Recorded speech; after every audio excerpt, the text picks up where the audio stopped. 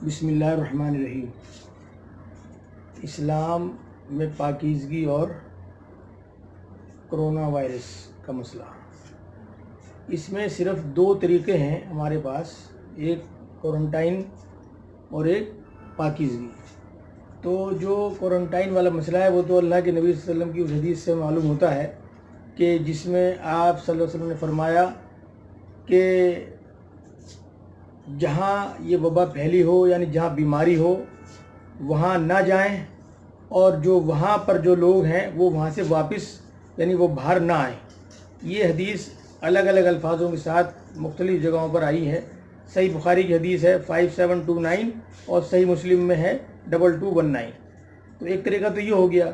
दूसरा जो है पाकी का, उसके अंदर भी जो बताया गया है, तिरमिज़ी शरीफ की एक हदीस है 3519, उसमें कहा गया कि रोज़ा आधा ईमान है और पाकी वो आधा ईमान है, यानी पाकी को आधा ईमान कहा गया है। तो क्वारंटाइन तो वो है कि जो आप जहाँ हैं वहाँ पर महफूज रहें, लॉकडाउन में आप बैठे हुए हैं आप वहाँ बैठे रहें, ये उसका मसला हो गया।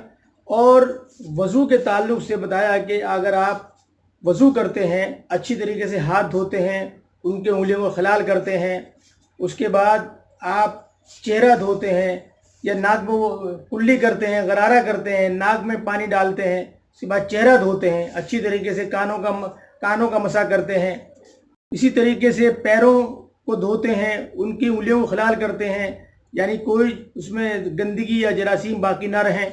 तो ये अगर हम पाँचों वक्त करते हैं तो यकीनन ये एक तरीके से पाकी और तहारत हो गई, और ये जो सैनिटाइज़र का मसला है वो यहाँ पर इसका हल हो रहा है।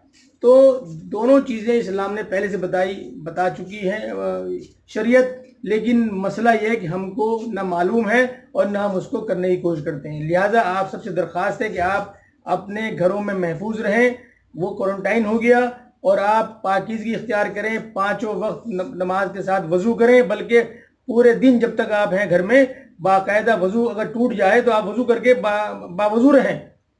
तो यही सबसे बड़ी पाकी है।